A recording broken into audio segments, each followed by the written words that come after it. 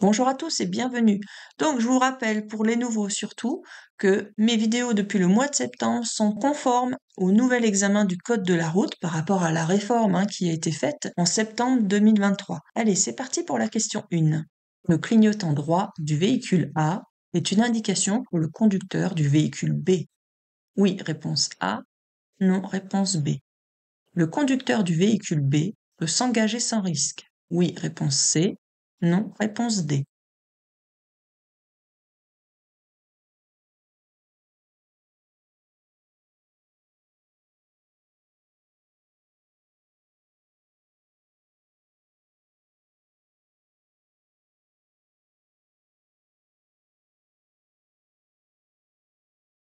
Est-ce que le clignotant droit du véhicule A est une indication pour le véhicule B? Oui, c'est une indication. Ça lui donne une information sur le fait que lui veut effectuer quelque chose sur la droite. Ensuite, le conducteur du véhicule B, est-ce qu'il peut s'engager sans risque? Alors, on pourrait se dire que si celui-ci tourne à droite, celui-là peut démarrer. Mais attention, il faut aussi qu'il surveille ceux qui viennent de droite, en face. Il faut aussi qu'il surveille voir s'il y a personne qui va dépasser celui-ci au moment où il va ralentir pour tourner à droite. Et puis, il peut quand même y avoir un problème, c'est que des fois, les gens mettent des clignotants un peu trop tôt. Ils le mettent ici, alors que par exemple, ils veulent rentrer chez eux. Ils veulent s'arrêter le long du trottoir ou ils veulent tourner dans leur chemin pour rentrer dans la maison. Ils ont mis le clignotant un peu trop tôt. Ils auraient dû le mettre au niveau de l'intersection pour ensuite faire quelque chose après l'intersection. Donc il faut se méfier, le clignotant droit, ce n'est pas non plus sûr à 100% qu'il tourne à droite. Il l'a peut-être soit oublié, ça peut arriver, soit il a l'intention de faire quelque chose après l'intersection et il l'aurait mis trop tôt. Donc, est-ce qu'il peut s'engager sans risque? Non, réponse D.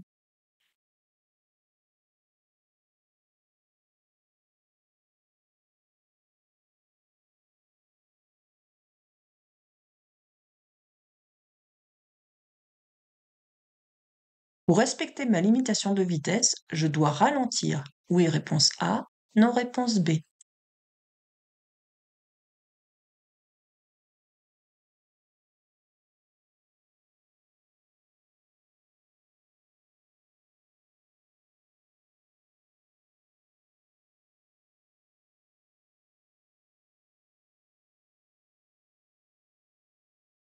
Donc, pour que je puisse vous répondre correctement, il faut revenir en arrière. Le jour de l'examen de code, vous ne pouvez pas revenir en arrière. Vous n'avez qu'une seule lecture possible. Donc, entraînez-vous à ne pas revenir en arrière quand vous entraînez sur mes vidéos. Alors, quand on revient en arrière, on peut voir que dans un premier temps, vous avez la limitation là qui est à 90 km/h. Ça, c'est la limitation qui me concerne. Quand je vais avancer un peu plus loin, vous voyez à l'entrée du tunnel, là, vous avez une autre limitation de vitesse. Et si on regarde bien, en dessous des panneaux 80 km/h, on peut voir qu'il y a des panonceaux qui nous dit que ça ne nous concerne pas parce que c'est pour tout ce qui est transport de marchandises de plus de 3 tonnes 5. Donc ça ne concerne pas le permis B. Ça ne concerne uniquement que les poids lourds finalement. Donc ce panneau limitation 80 km/h, je ne dois pas le prendre en compte. Moi, c'était seulement ma limitation à 90 km/h. Donc quand je regarde mon compteur de vitesse, vous voyez qu'il est encadré, hein. Ça, c'est avec les nouvelles questions par rapport à la réforme. Sur les examens, ça sera encadré aussi sur l'examen du code de la route, parce qu'on me pose la question, savoir si ce sera pareil. Alors, nous, on roule à 86 km/h. Notre limitation, on a vu tout à l'heure que c'était de 90 km/h, donc je respecte ma limitation de vitesse. Est-ce que je dois ralentir, du coup, pour respecter? Non, je n'ai pas à ralentir, puisque je respecte déjà. Donc c'était réponse B. Le véhicule doit être équipé d'un indicateur de vitesse. Oui, réponse A. Non, réponse B.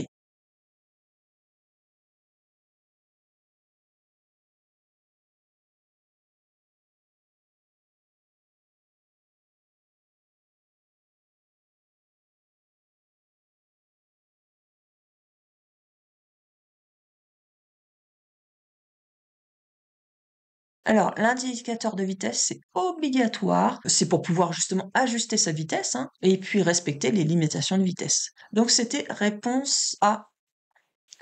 À cette intersection, je peux aller à droite. Oui, réponse A. Non, réponse B. À gauche. Oui, réponse C. Non, réponse D.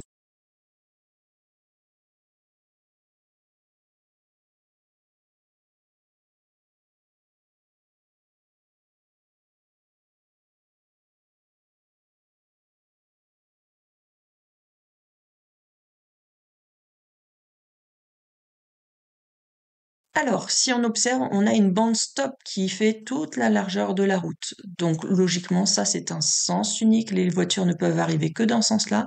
Et pour moi, ça sera un sens interdit. La preuve, on a aussi le panneau qui nous dit sens interdit. Donc, je n'ai pas le droit de tourner à droite. Est-ce que je peux tourner à gauche? Oui, tout à fait. Donc, c'était réponse B et C. Pour aller à Bourges, je dois emprunter l'autoroute. Vraie réponse A, faux réponse B.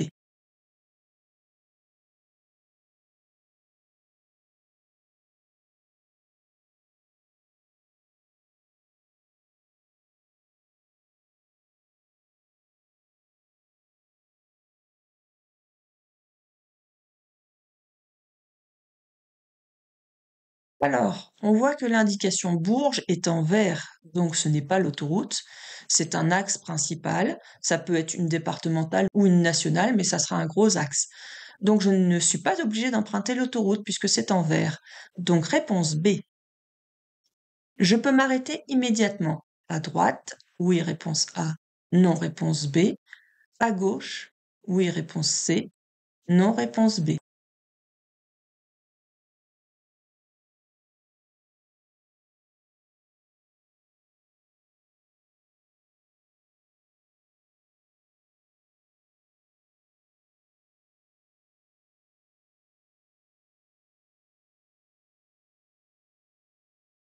Que ce soit de ce côté-là ou de ce côté-là, on a un marquage jaune là qui est continu, qui n'est pas en pointillé. Donc quand c'est continu, je n'ai droit de rien faire, ni m'arrêter, ni stationner. Donc est-ce que je peux m'arrêter immédiatement à droite? Non. À gauche? Non. Réponse B et D.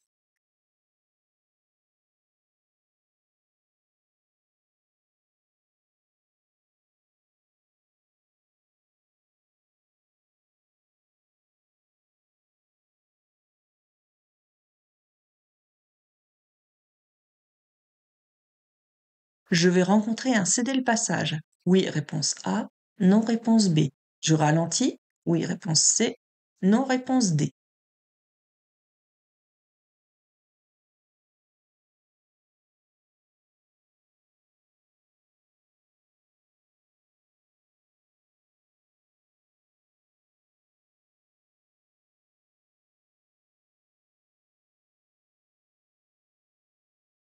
Alors, si on revient en arrière, on peut voir que là, on rentre sur l'autoroute. Donc forcément, on va avoir un céder le passage au bout de la voie d'insertion. Donc c'est une voie d'insertion. On l'appelle aussi autrement voie d'accélération. Donc on va avoir une sorte de rampe de lancement pour essayer d'avoir la même vitesse que les autres qui circulent sur l'autoroute. Donc il ne faut pas ralentir, bien au contraire, il faut accélérer. Donc est-ce que je vais rencontrer un céder le passage? Oui, ça sera un céder le passage, mais là, exceptionnellement, sur une voie d'insertion, il faudra accélérer pour avoir la même vitesse que les autres. Plus ou moins fort en fonction du trafic, mais il faudra augmenter son allure. Donc là, c'était réponse A et D. Sur ce rétrécissement, je bénéficie de la priorité de passage. Oui, réponse A. Non, réponse B. Je peux m'engager. Oui, réponse C. Non, réponse D.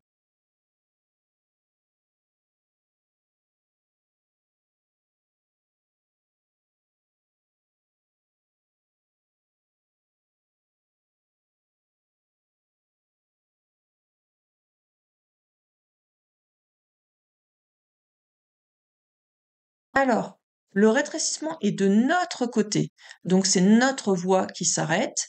Je vais être obligée d'emprunter la voie d'en face pour ensuite pouvoir continuer ma route. Donc, comme c'est ma voie qui s'arrête, je ne suis pas prioritaire. Donc, est-ce que je bénéficie de la priorité de passage? Je vous rappelle, hein, ce sont les nouveaux termes du nouveau code de la route, hein, depuis la réforme de septembre 2023. Donc, sur les nouvelles questions, vous aurez plutôt le bénéficie de la priorité de passage avec, vous savez, les petits encadrements ou les petites flèches qui vous aident.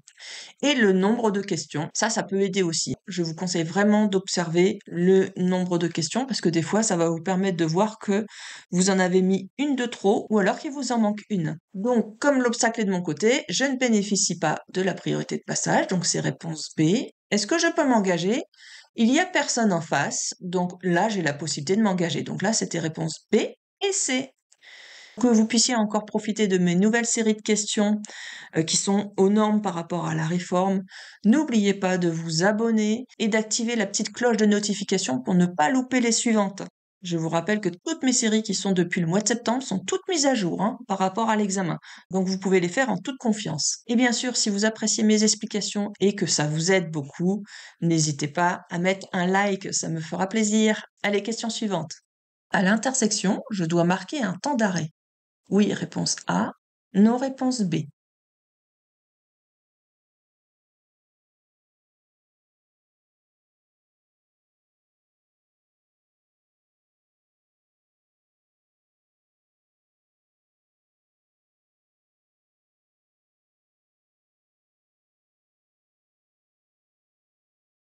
Alors, on peut voir que à l'intersection, j'ai un panneau céder le passage. Le céder le passage ne m'oblige pas, parce que là, c'est bien écrit je dois, donc ça veut dire je suis obligé, ne m'oblige pas à marquer un temps d'arrêt. Ce n'est pas obligatoire. Si j'ai suffisamment de visibilité et que je suis sûre qu'il n'y a personne à gauche et à droite, je pourrais m'engager, en douceur évidemment, mais je ne serai pas obligée de marquer un temps d'arrêt. Donc, c'était réponse B. Je circule dans une rue à sens unique. Oui, réponse A. Non, réponse B. Je peux rencontrer des cyclistes venant en sens inverse. Oui, réponse C. Non, réponse D.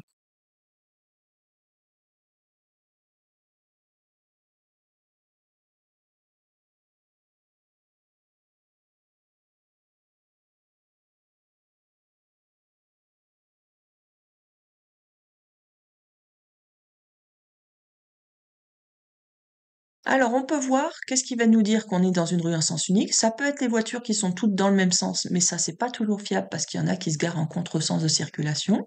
En agglomération, je vous rappelle que c'est pas autorisé, Mais là, surtout, on a un bon indice celui-ci est fiable, ce sont les feux. Il y a un feu tricolore qui est de chaque côté de la route. Donc, on est bien en sens unique. Vous avez aussi le marquage qui se voit un peu moins, mais on voit que pour aller tout droit, il faut se mettre sur la voie de gauche. Donc, je circule en sens unique. Oui, réponse A. Est-ce que je peux rencontrer des cyclistes venant en sens inverse? Eh bien oui, vous avez vu, vous avez une bande cyclable qui est dans un sens et dans l'autre. Donc, on peut en rencontrer aussi en sens inverse. Donc, c'était réponse A et C. Je veux quitter mon stationnement. Je peux mettre mon clignotant. Oui, réponse A. Non, réponse B.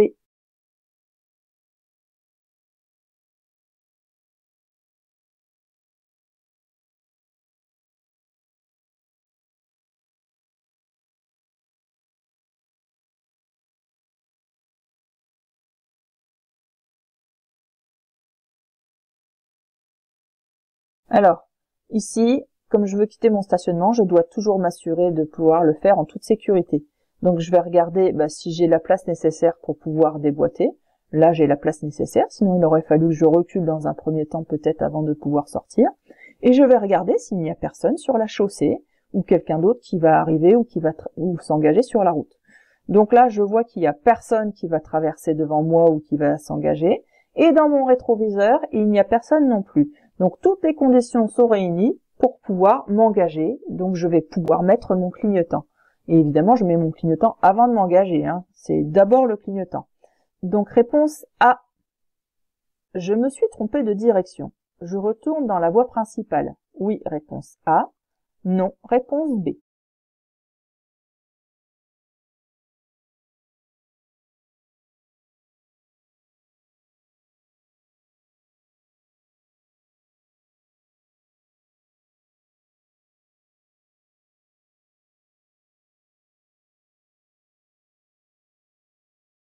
Il faut savoir que quand on est engagé dans une voie de stockage, une voie de décélération, on ne doit plus en ressortir. C'est trop dangereux. En plus, là, il y a du monde derrière. Alors là, la question ne se pose même pas. Je ne retourne pas sur la route principale. Donc là, c'était la réponse B. Conduire avec des vitres sales est gênant. Oui, réponse A. Non, réponse B. Fatigue la vue. Oui, réponse C. Non, réponse D.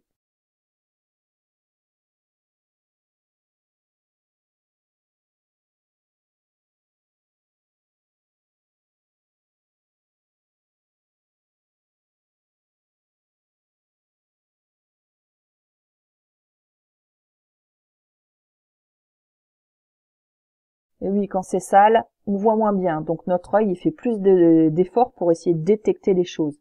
Donc comme il fait plus d'efforts, il va aussi fatiguer aussi. Donc là, bah, c'était réponse A et C. Je m'arrête, oui, réponse A, ou je passe avec prudence, réponse B.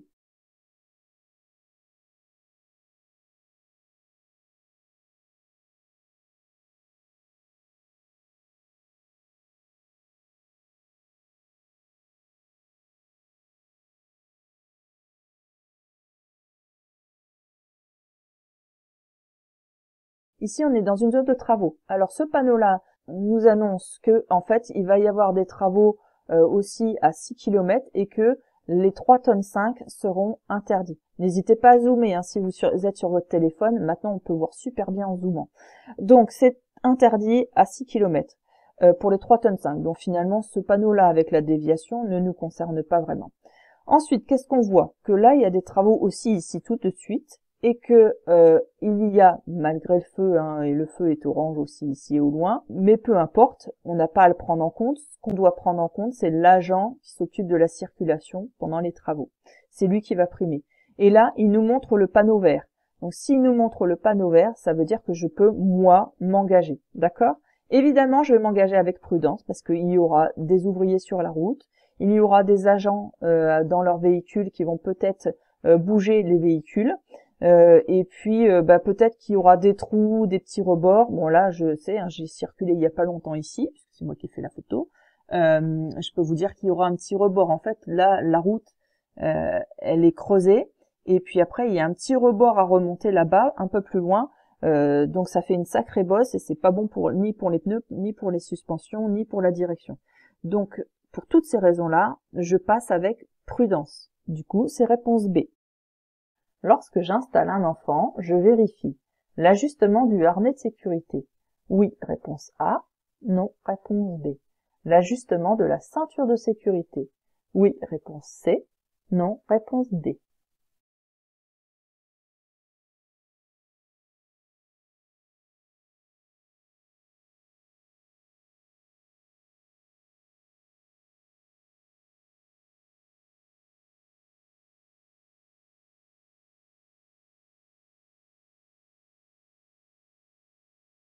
Alors, lorsque c'est un système de siège auto qu'on attache par le biais de la ceinture, oui, il faut vérifier que la ceinture soit bien prise dans le siège auto pour bien coincer le siège auto donc sur la banquette arrière. OK?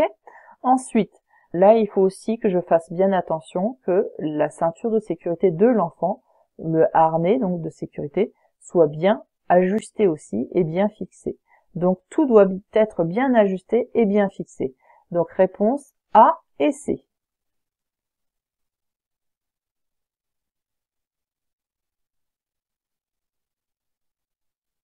À cette intersection, j'attends au niveau du feu. Réponse A. Je dépasse par la droite. Réponse B.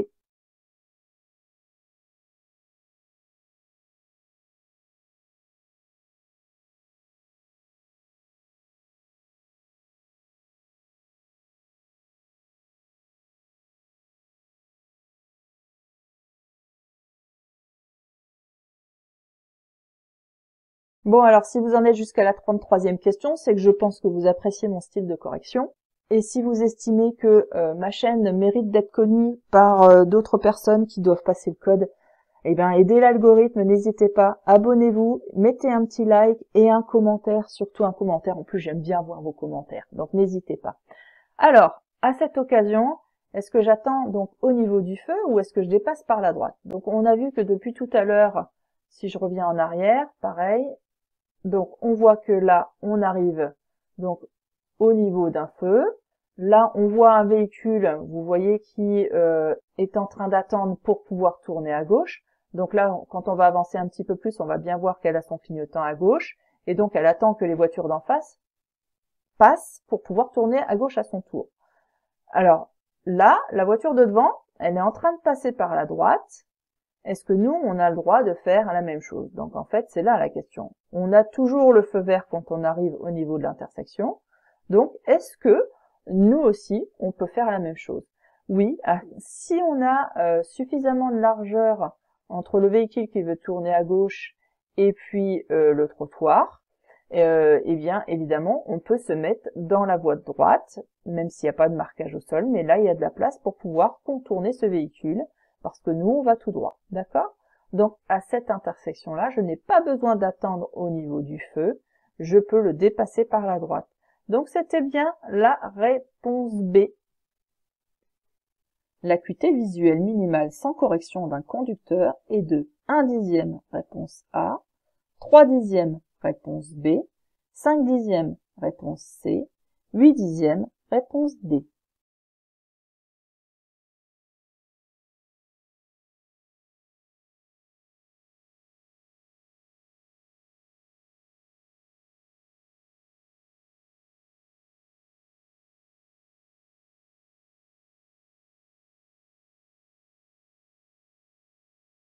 L'acuité minimum, hein, c'est de 5/10, que ce soit avec ou sans correction d'ailleurs, c'est 5/10. Donc là, c'était réponse C. Et ça, il faut que vous la preniez par cœur. Là, vous n'avez pas d'autre choix. Vous la prenez par cœur. S'il faut, vous faites une petite fiche, comme je vous l'apprends dans la petite formation gratuite. Et puis, comme ça, vous pouvez le retravailler tous les jours, le mémoriser sans problème après. Donc, réponse C. En conduisant avec un taux d'alcoolémie de 0,58 g d'alcool par litre de sang, je risque une forte amende, réponse A, un retrait de 6 points, réponse B, une suspension de mon permis, réponse C, une peine d'emprisonnement, réponse D.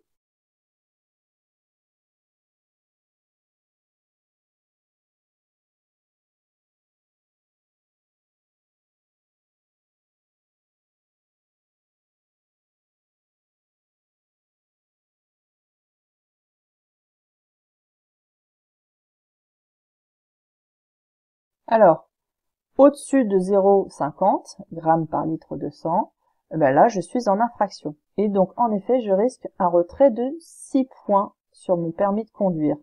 Et aussi une suspension de celui-ci, hein, et d'une forte amende forfaitaire même. Et je peux aussi avoir mon véhicule qui peut être immobilisé.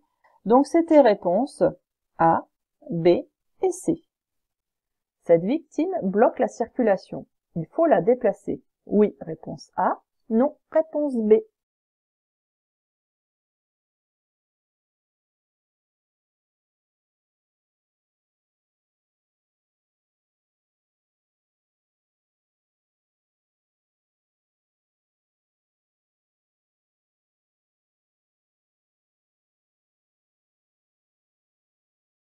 Le fait de déplacer une victime, ça peut avoir de lourdes conséquences pour elle, parce que on risque de lui abîmer sa colonne vertébrale et il y a un risque de paralysie.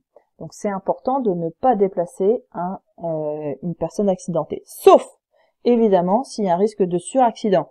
Donc ça veut dire que même si on sécurise les lieux, il y a un risque qu'un autre véhicule, c'est trop important, un risque d'un autre véhicule risque de nous rentrer dedans. Mais normalement l'idéal c'est d'être à plusieurs et de pouvoir arrêter la route si besoin. Il y aura plus de voitures qui circulent, mais on ne déplace pas la victime. Ça c'est l'idéal. Mais s'il y a un risque d'incendie ou de noyade de la personne parce que la voiture elle est en train de couler, là évidemment vous allez bouger la personne. Mais en dehors de ces cas de figure-là, on ne bouge pas la personne. Donc c'était réponse B. À la suite d'une crevaison, je ne peux pas dépasser les 80 km/h si je circule avec ma roue de secours. Oui, réponse A. Non, réponse B.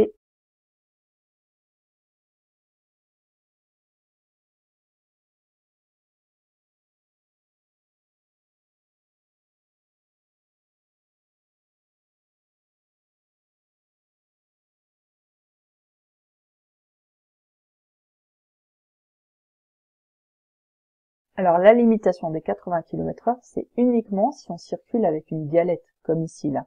D'accord ? Ici, on ne me précise rien de particulier, donc je roule avec une roue de secours normale. Donc je peux rouler comme si j'avais un pneu normal aussi, mais je n'ai pas de restriction particulière. Donc c'était réponse B. J'ai le droit de rester sur la voie de gauche si je roule. À 80 km/h? Oui, réponse A. Non, réponse B. À 130 km/h? Oui, réponse C. Non, réponse D.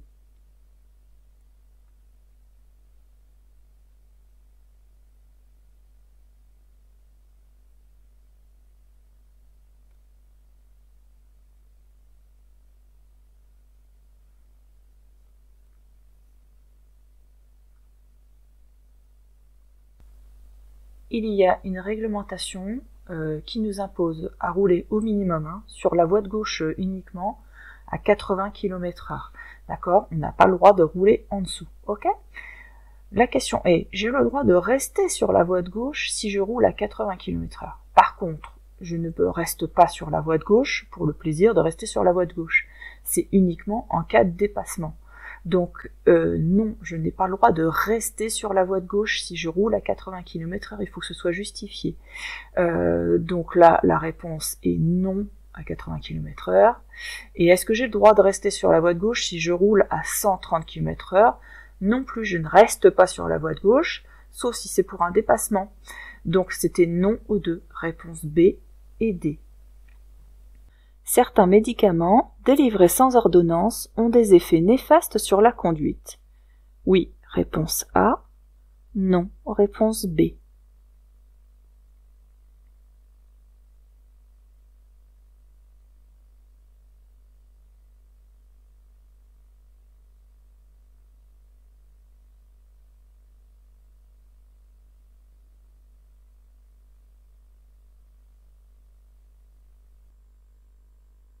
Il faut savoir que même les médicaments sans ordonnance peuvent comporter des risques. Donc il est important de signaler au pharmacien que l'on conduit pour savoir si ces médicaments sont compatibles avec la conduite. Ayant des troubles de l'équilibre, je peux passer mon permis de conduire sans examen médical. Oui, réponse A. Non, réponse B.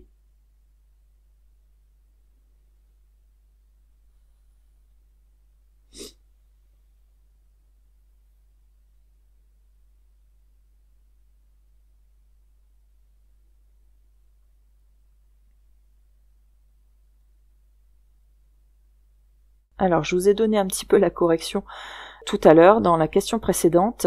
On parlait de diabète dans la question précédente. C'est la même chose pour des troubles de l'équilibre, d'accord? Il faut absolument passer une visite médicale. Donc là, c'était réponse B. Avant d'entrer dans ce passage étroit, je klaxonne. Oui, réponse A. Non, réponse B. Je ralentis. Oui, réponse C. Non, réponse D.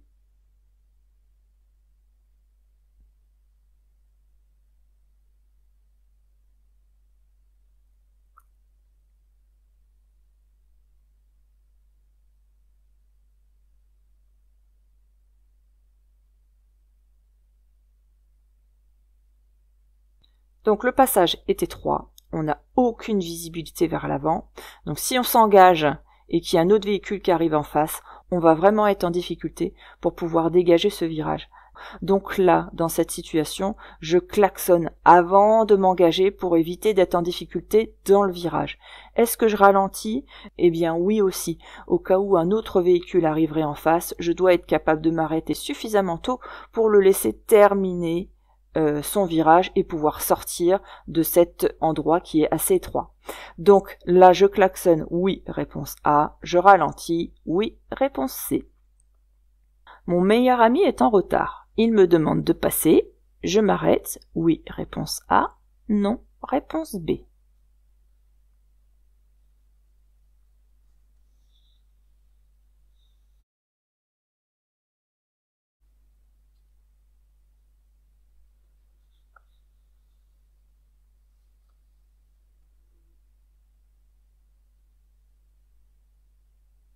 Alors on constate que là, le feu est clignotant. Donc la barrière est encore en hauteur, mais dans quelques secondes, elle va commencer à descendre.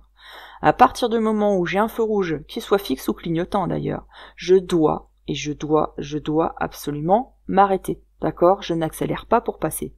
Même si je suis en retard ou que mon passager, comme c'est le cas, me demande de passer. Je ne l'écoute pas et je m'arrête. Il faut savoir quand même qu'au niveau des passages à niveau, on a fait état de 150 collisions par an, à peu près, et ça cause quand même le décès de 30 personnes. C'est quand même pas négligeable. Et c'est surtout la cause principale, c'était des gens qui avaient peur d'être en retard et qui passent le passage à niveau pensant avoir le temps. Donc là, c'était je m'arrête, oui, réponse A. Il est préférable de changer de voie. Oui, réponse A. Non, réponse B.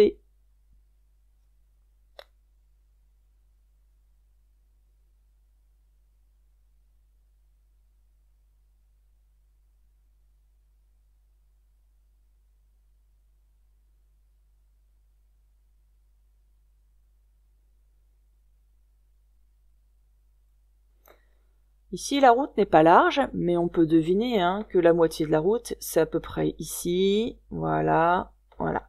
Donc, si je reste dans cette voie-là, la voie de droite, je vais rouler dans cette flaque d'eau. Et elle semble profonde. Donc pour ne pas perdre la maîtrise de mon véhicule, ni endommager la partie mécanique en dessous de mon véhicule, dans ce cas-là, il est préférable de m'écarter, à condition que je ne me fasse pas dépasser vers l'arrière et qu'il n'y ait personne qui arrive en face, parce que je ne suis pas prioritaire pour emprunter la voie d'en face. Donc là, il n'y a personne en face, donc il est préférable de changer de voie. Oui, réponse A. Il y a de fortes rafales de vent. Je continue mon dépassement à la même allure, réponse A. Je continue mon dépassement, mais je réduis mon allure, réponse B. J'annule mon dépassement et je me rabats dans la voie de droite, réponse C.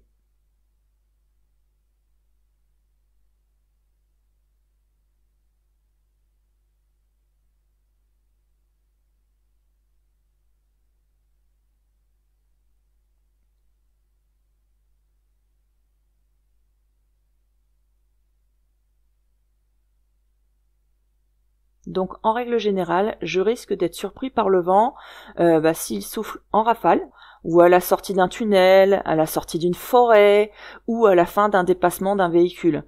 Surtout si c'est un véhicule encombrant, comme par exemple comme ici, hein, un poids lourd. À savoir ça, que plus je roule vite, plus mon véhicule est sensible aux effets du vent. Et surtout sur autoroute, puisque c'est là où je roule le plus vite. Donc dans ce cas, je continue mon dépassement, mais je réduis mon allure. Comme ça, je serai beaucoup moins sensible aux rafales de vent. Donc c'était réponse B. Je dépasse quand même, mais je réduis mon allure. Réponse B.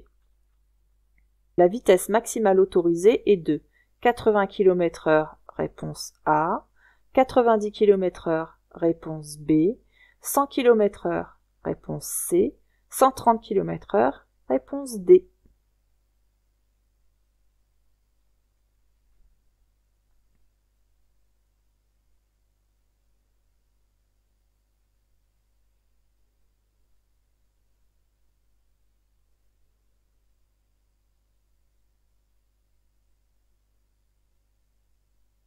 Alors quand on observe cette photo-là, on voit ici qu'on est sur une route à deux chaussées séparées par un terre-plein central. Hein. On voit ici le terre-plein, et donc c'est séparé, et on a une confirmation avec une bande blanche.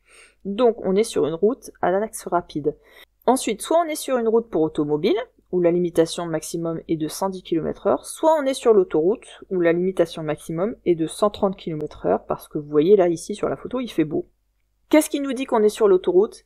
C'est le panneau bleu. Quand vous avez un aire de repos qui est de couleur bleue, c'est que vous êtes forcément sur l'autoroute. D'accord ? Ça, à savoir par cœur. Hein. Vous faites une petite fiche aussi, à mettre dans les révisions, pour savoir. À savoir que le 90 km/h aussi ne nous concerne pas. On me dit pas que je sors, donc je ne suis pas concernée par ce panneau-là.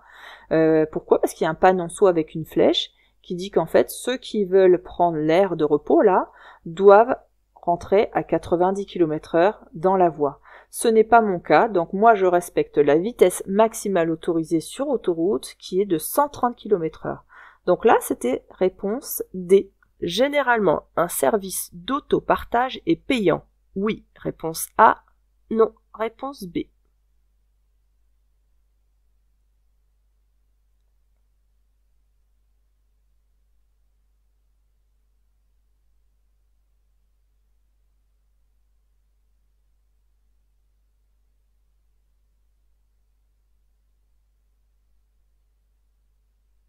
Alors, vous avez deux termes qui sont utilisés pour ça. C'est le service d'autopartage ou alors les voitures en libre service. Ça veut dire pareil, d'accord ? C'est la même chose. Autopartage et libre service, c'est pareil. Donc, qu'est-ce que c'est que l'autopartage ? C'est un service qui met à disposition aux particuliers, ça veut dire à n'importe qui, hein, une voiture ou plusieurs voitures en location. Évidemment, à condition que vous ayez votre permis de conduire. Et ce service, il est en règle générale, il est payant. Souvent, c'est un abonnement. Donc ici, la question était, généralement, un service d'autopartage est payant ? Oui, réponse A. Certains régulateurs de vitesse aident au maintien des espaces de sécurité avant. Oui, réponse A. Non, réponse B.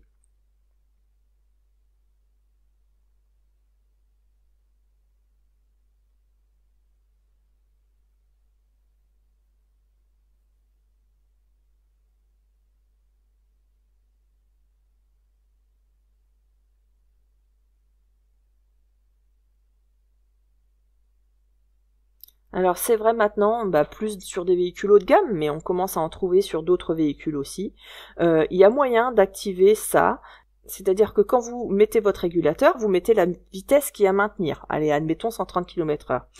Et puis, la distance de suivi aussi, vous allez l'enclencher. Et donc, dès que le système va détecter un véhicule devant qui roule plus lentement que vous, eh bien, il va ralentir pour maintenir la distance de sécurité en priorité au lieu de l'allure. Et puis, dès que l'espace redevient libre, le véhicule va réaccélérer de nouveau pour revenir à la limitation de vitesse que vous lui aviez donnée. Donc là, c'est réponse A. L'utilisation intempestive et inopportune de l'avertisseur sonore est sanctionnée par une amende forfaitaire. Oui, réponse A. Non, réponse B. Par un retrait de points. Oui, réponse C. Non, réponse D.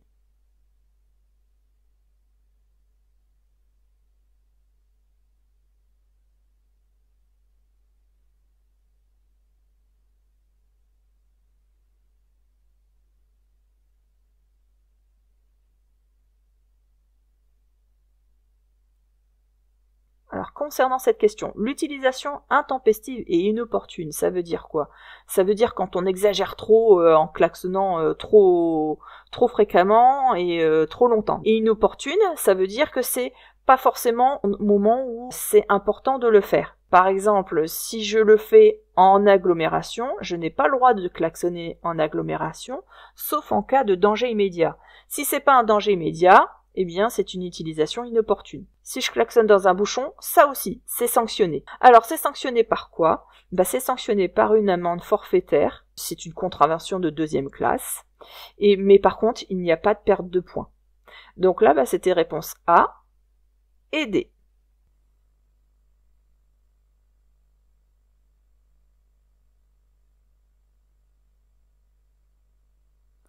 À cette intersection, je passe le premier, réponse A. Je peux aller à gauche, réponse B. Je peux aller tout droit, réponse C. Je peux aller à droite, réponse D.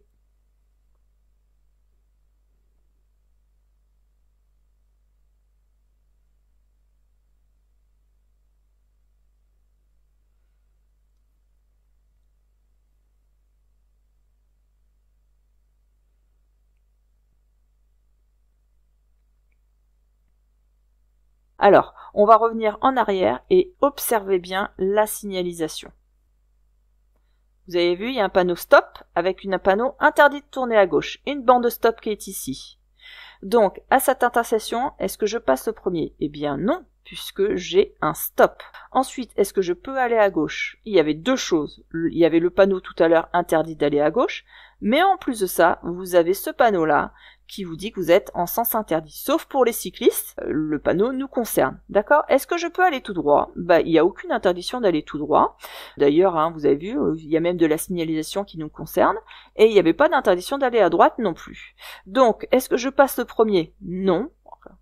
Est-ce que je peux aller à gauche? Non plus. Est-ce que je peux aller tout droit? Oui. Réponse C. Est-ce que je peux aller à droite? Oui. Réponse D. Donc là, c'était C et D.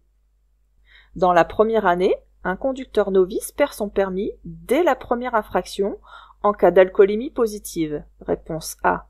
De franchissement de la ligne continue. Réponse B. De délit de fuite. Réponse C.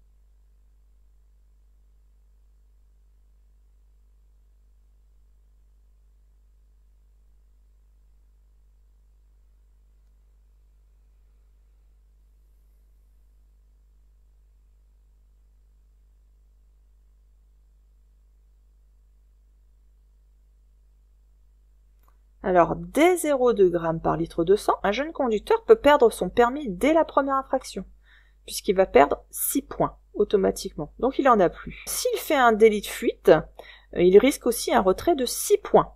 Donc son permis est aussi invalidé dans ce cas-là. Et le franchissement d'une ligne continue, ça c'est sanctionné de 3 points sur le permis de conduire. Donc là, il lui en reste la moitié, parce qu'il partait à 6. Si on en enlève 3, il en reste encore 3. Et dans ce cas-là, il doit alors effectuer un stage de sensibilisation qui va durer 2 jours. Donc c'est réponse A et C. Dans cette situation, je ralentis. Oui, réponse A. Non, réponse B. Je chevauche la ligne continue. Oui, réponse C. Non, réponse D.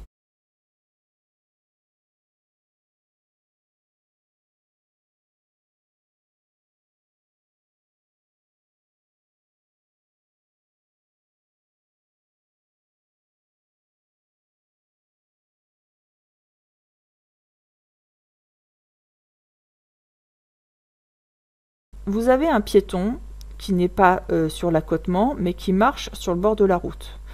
Hors agglomération, on est censé faire les 1,50 m pour s'écarter du piéton et le dépasser en toute sécurité. Mais il y a la ligne continue, donc là c'est compliqué. Est-ce qu'on reste derrière? Est-ce que je le dépasse? Il n'y a personne en face. Normalement, je n'ai pas à chevaucher la ligne continue. Attention, c'est pas franchir. Hein. Franchir, c'est avoir les 4 roues carrément de l'autre côté. Hein. Chevaucher, c'est être à moitié l'un, à moitié l'autre. Est-ce que je peux chevaucher la ligne continue? Là, ça fait partie du bon sens et de la sécurité, d'accord? Parce que c'est la sécurité qui va primer sur tout le reste, sur le respect du code de la route. Donc ici, comme je dois laisser un intervalle d'1,50 m pour dépasser ce piéton, qui ne me voit pas arriver en plus de ça, et ben je vais ralentir pour éviter le risque d'accident, mais il est aussi préférable de s'écarter légèrement et donc de chevaucher légèrement la ligne continue pour pouvoir le dépasser sans danger, plutôt que de mettre sa vie en péril. Donc là, dans cette situation, est-ce que je ralentis? Oui, réponse A. Et est-ce que je chevauche la ligne continue? Oui, réponse C. L'alternance entre ombre et lumière perturbe la perception des indices. Oui, réponse A. Non, réponse B.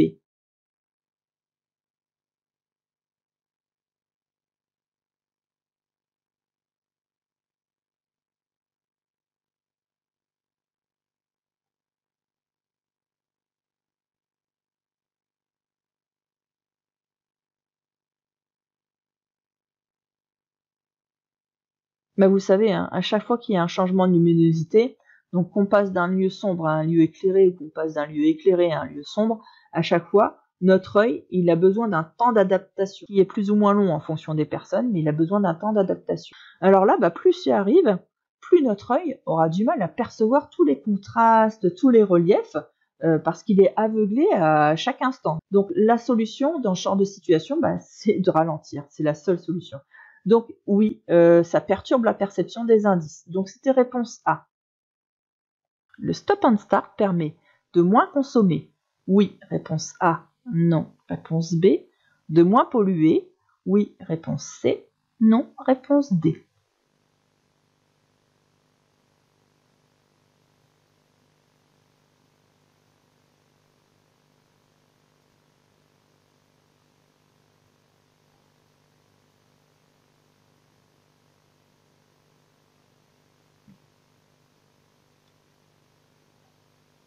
Alors, qu'est-ce que c'est que le stop and start?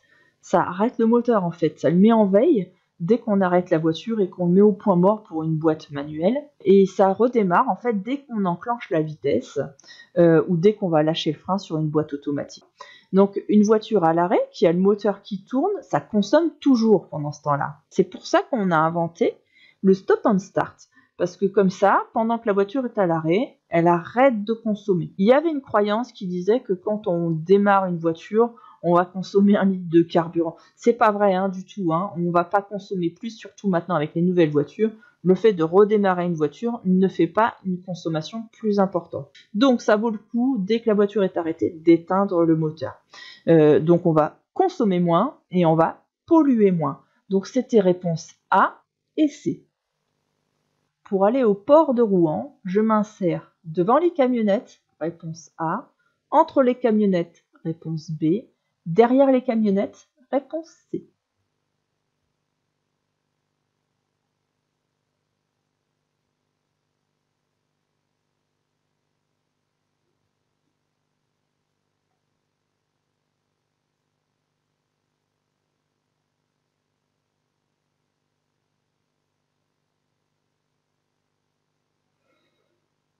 Donc, port de Rouen, c'est ici, ce qui veut dire que je dois prendre cette voie-là. Je dois changer de voie. Pour aller dans la voie droite, on peut voir d'ailleurs que c'est une voie d'entrecroisement. Je vous apprends un terme que vous devez savoir aussi après.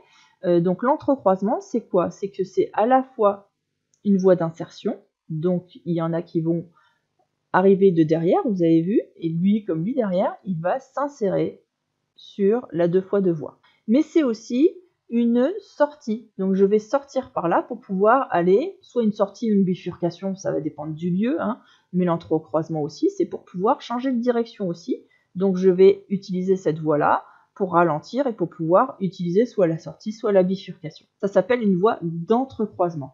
C'est pour ça qu'on voit ce véhicule-là qui a son clignotant à droite, parce que lui, peut-être qu'il vient de derrière, mais qui va vouloir aller à droite, ou peut-être qu'il s'est déjà, peut-être qu'il s'est déjà mis dans cette voie-là, d'accord? Et qu'on voit ce véhicule bleu-là, qui vient certainement de cet axe-là, et qui va vouloir, lui, aller en direction de Orléans, de changer de voie. Alors, si je décide de passer devant la camionnette bleue, il va falloir en plus de ça un certain temps, parce qu'elle est assez loin devant moi. Donc là, j'aurai peut-être plus la distance nécessaire pour le faire, et si je le fais, je risque de lui couper le nez, parce qu'elle va aller de plus en plus vite, et moi, je risque de passer devant elle sans distance de sécurité. Ça sera trop faible, les distances de sécurité, donc trop dangereux. M'insérer entre les camionnettes, c'est trop dangereux aussi, parce que là, il n'y a presque pas de distance d'intervalle entre les deux, donc si je me mets entre les deux, l'intervalle de sécurité ici ne sera pas suffisant du tout. Le mieux, c'est de lâcher un petit peu l'allure et de m'insérer derrière cette camionnette avec une distance de sécurité qui sera suffisante. Donc je m'insère derrière les camionnettes. Réponse C. Je suis jeune conducteur et j'ai peur.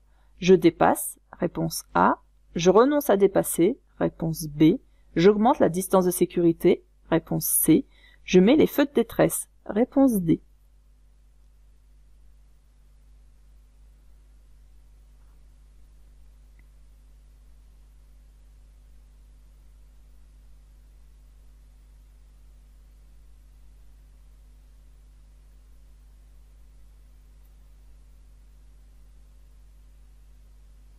C'est vrai que quand on est jeune conducteur, on a très vite assez peur. Là, il y a beaucoup de trafic. Vous avez vu le sol, là, il est bien verglacé. D'ailleurs, on est en vigilance orange, neige, verglas. Donc ça, ce sont des situations qui sont pas évidentes. Si j'ai peur, je dois m'écouter. Ça veut dire que je pense ne pas avoir les capacités pour bien réagir dans ces conditions-là. Dans ce cas-là, évidemment, je vais renoncer à dépasser. Et puis je vais augmenter les distances de sécurité. Comme ça me laissera plus de temps pour voir ce qui se passe, comprendre ce qui se passe, et puis réfléchir à ce que je dois faire. Donc c'est réponse B et C. Consommer du cannabis peut entraîner une baisse de la concentration. Oui, réponse A. Non, réponse B. Des malaises. Oui, réponse C. Non, réponse D.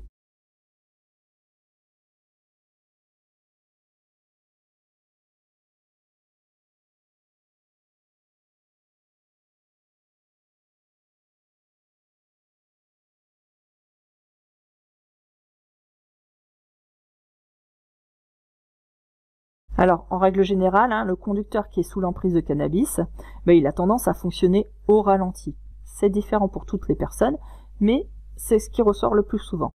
Bien que le cannabis puisse avoir des effets pour vous sentir plus détendu, plus heureux, mais votre corps et votre cerveau, eux, peuvent avoir des effets différents. Il peut y avoir de la confusion, de la somnolence, donc de la fatigue, pour certains aussi, de l'anxiété, de la peur ou de la panique.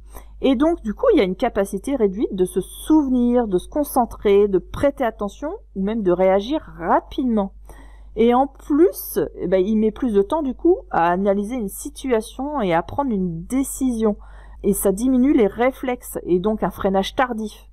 Donc là, c'était une baisse de concentration, c'était oui, réponse A. Est-ce que ça peut provoquer des malaises? Eh bien oui, parce que ça provoque une baisse de la tension artérielle et ça peut, dans ces cas-là, provoquer des évanouissements. Donc réponse A et C. Le voyant du ou des feux de croisement est toujours de couleur verte. Oui, réponse A. Non, réponse B.